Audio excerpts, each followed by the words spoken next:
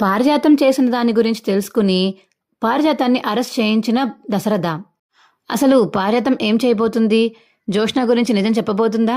అసలు ఎంత తెలుసుకోవాలనుకుంటే మా ఛానల్ని ఇప్పుడు సబ్స్క్రైబ్ చేసుకుని మా వీడియోని ఒక లైక్ చేయండి. పక్కనే ఉన్న గంట సింబల్ మీద క్లిక్ చేసి నోటిఫికేషన్స్ ఆల్లో పెట్టుకోండి. అప్పుడే మేము చేసే వీడియోలు మీకు రోజు వస్తాయి. సబ్స్క్రైబ్ చేసుకోకుండానే మా వీడియోస్ అందరూ చూస్తున్నారు. సబ్స్క్రైబ్ చేసుకుంటేనే మా వీడియోస్ మీకు రోజు వస్తాయి. గ్రాని, పోలీసులు అరెస్ట్ చేసేది నన్ను కాదు, నిన్నే అరెస్ట్ చేస్తారు.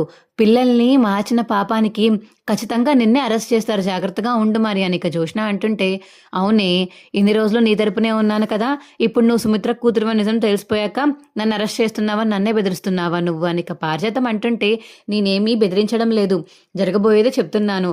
ఒకవేళ దాసు వెళ్ళి బావకి నిజం చెప్తే, బావ వెళ్ళి పోలీస్ స్టేషన్లో కంప్లైంట్ ఇస్తే ఫస్ట్ ఎవరిని అరెస్ట్ చేస్తారు? నాకైతే ప్రాబ్లం లేదు, ఎందుకంటే నా బ్లడ్ టెస్ట్ పాజిటివ్ వచ్చింది కాబట్టి నన్ను సుమిత్ర కూతురుగానే చూస్తారు. కానీ నువ్వు మాత్రం పిల్లల్ని మార్చిన దానిలో మిగిలిపోతావు. నేను మారలేదు కాబట్టి పర్లేదు, కానీ ఒకవేళ మారిపోయి ఎక్కడో పెరుగుంటే మాత్రం నీకు ఇంకా పెద్ద శిక్ష పడుతుంది. ఖచ్చితంగా చూసుకో. దాసు మాత్రం వెళ్ళి నిజం చెప్పాడంటే నీ పని అంతే ఇక జోష్న చెప్పేసి అక్కడి నుంచి వెళ్ళిపోతుంది. అవును, ఇది చెప్పేది కూడా నిజమే. దాసుగాడు వెళ్ళి కానీ ఆ కార్తిక్ గాడికి కానీ దశరథకి కానీ నిజం చెప్తే నా పని అయిపోయినట్టే. నేను జాగ్రత్తగా ఉండాలి అని ఇక పారిజాతం అయితే మనసులో అనుకుంటుంది. ఇంకో పక్క దశరథ అయితే వీళ్ళకి చెప్పకుండా ఎలాగైనా సరే దాసుని తీసుకువెళ్ళి మా పిన్నిని అరెస్ట్ చేయించాలి, జోష్న సంగతి తర్వాత చూడాలి, ముందు మాత్రం మా పిన్ని సంగతి చూడాల్సిందే అని దశరథ అయితే మనసులో అనుకుంటాడు. దాసు ఒకసారి నువ్వు పక్కకి రా అని దాసుని అయితే పక్కకి తీసుకువెళ్తాడు దశరథ. ఏ దీపా, హ్యాపీయేనా? మీ నాన్నకి చెప్పేశాను కదా అని కార్తీక్ అడుగుతుంటే, చాలా చాలా సంతోషంగా ఉంది బావా. ఆయనని నాన్న అని నోరారా పిలుచుకున్నాను. నాకు అంతకు మించి ఇంకేం వద్దు బావా. అలాగే మా అమ్మని కూడా అమ్మ అని పిలిస్తే మా అమ్మ ఇలాగే ఆనందంగా రియాక్ట్ అవ్వాలనుకుంటున్నాను. జోష్నయ్య తన కూతురంటే తనకి చాలా ఇష్టం, అలా ఉంది సుమిత్ర అమ్మగారికి. కానీ తన సొంత కూతురు నేనే అని తెలిస్తే అంతలా ప్రేమగా నన్ను చూసుకుంటారా అని భయం వేస్తుంది. అందుకే ఇన్ని రోజులు తనకి చెప్పకపోయినా పర్వాలేదులే, జస్ట్ మామూలుగా ఆవిడ కూతురు కింద నా కలలా అన్న ఊహించుకుని హ్యాపీగా ఉండొచ్చు అనుకున్నాను బావా. కానీ నాన్న నేను కూతురునని తెలిసాక ఎంత ఆనందపడ్డారంటే నేను చెప్పలేకపోతున్నాను నా ఆనందాన్ని అని దీప అంటుంటే, అదే దీప, మీ నాన్నకి జోష్న మీద ఎప్పటి నుంచో డౌట్ ఉంది. ఆ డౌట్ల వల్ల ఇవాళకి నువ్వు కూతురు అని చెప్పిన వెంటనే మీ నాన్న నమ్మారు. కానీ అత్త అలా కాదు కదా, జోష్నని గుడ్డిగా నమ్ముతుంది. జోష్న తన ప్రాణాలు కాపాడుతుందని గుడ్డిగా నమ్మడం వల్ల ఇక అత్తని నమ్మించడం కొంచెం టైం పడుతుంది. అత్తకి ఆపరేషన్ అయిపోయాక ఆ తర్వాత చెప్దాము. ఇప్పుడు చెప్పినా మళ్ళీ అత్త తీసుకోలేదు. జోష్న గురించి తెలిసిందే కదా, ఇప్పటికే దశరథ మావయ్యకి తెలిసిపోయిందని తనకు కానీ తెలిసిందంటే ముందు మావయ్యని ఏదో ఒకటి చేస్తుంది. అందుకని ఇన్ని రోజులు మనం చెప్పకుండా ఆగిపోయామని నీకు కూడా తెలుసు కదా దీప అని కార్తీక్ చెప్తుంటే, అవును బావా, నిజంగా తనకు కానీ నిజం తెలిసిపోయిందంటే ఇక నాన్నని బతకనివ్వదు. వద్దు, నాకు హౌదా వద్దు, ఆ కూతురు పొజిషన్ వద్దు.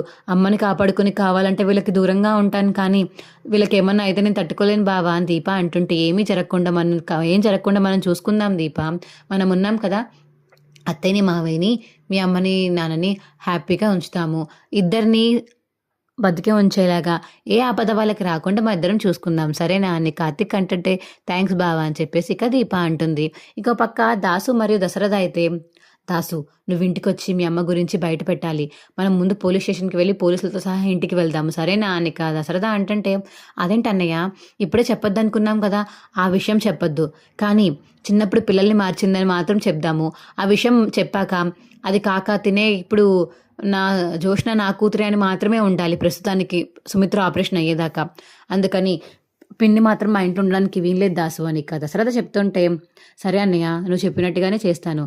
ఇక్కడ కార్యక్రమం అయిపోయాక పోలీస్ స్టేషన్కి వెళ్ళి అక్కడ కంప్లైంట్ ఇచ్చి పోలీసులతో సహా వెళ్దాం మనం, సరేనా అన్నయ్య అనిక దాసు అంటుంటే, థ్యాంక్స్ రా నా మాట విన్నందుకు అనిక దశరథ అంటాడు.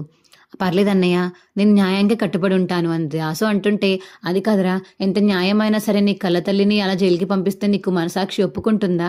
మా అమ్మని కాపాడాలి అని నీకు ఎక్కడ మనసులో ఏమీ లేదా అని దశరథ అడుగుతుంటే, లేదన్నయ్య, ఆవిడ్ని ఎప్పుడో చెప్దాం, ఆవిడ గురించి ఎప్పుడో మీ ఇంట్లో చెప్పేద్దాం అనుకున్నాను, కానీ ఇప్పటిదాకా చెప్పలేదు.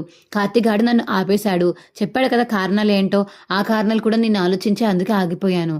నా తొందరపాటు వల్ల ఎవరికైనా ఆపద ఉంటే అప్పుడు ఆ నిందని నువ్వు జీవితాంతం మోయాలి. అందుకనే వాడు చెప్పిన మాటలకి నేను ఆగిపోయాను అన్నయ్య. జోష్న గురించి నాకు కూడా తెలుసు, నన్ను చంపడానికి ట్రై చేసింది, దీపావళిని చంపడానికి ట్రై చేసింది, ఆఖరికి సుమిత్ర వదనని కూడా, నిన్ను కూడా చంపడానికి ట్రై చేసింది. ఇంతమందిని చంపడానికి ట్రై చేసిన జోష్న మళ్ళీ నిన్ను చంపకుండా ఉంటుందని గ్యారంటీ లేదు. ఇప్పుడు తన గురించి తెలిసిపోయిందని తనకు గాని తెలిసిందంటే ఎవరో ఒకళ్ళ మనుషుల్ని పెట్టి అందరిని ఒకసారి లేపేస్తుంది. అందుకని తనకి తెలియకుండా, మనకి తెలిసిందని విషయం తనకు తెలియకుండా జాగ్రత్తగా ఉండాలి. మా అమ్మని మాత్రమే పోలీసులు పట్టుకెళ్లేలాగా, ఇంట్రోగేషన్ చేసేలాగా చేయాలి. అప్పుడు కొంచెం వాళ్ళు లైన్లోకి వస్తారు అన్నిక. దాసు అంటుంటే నేను అదే అనుకున్నాను.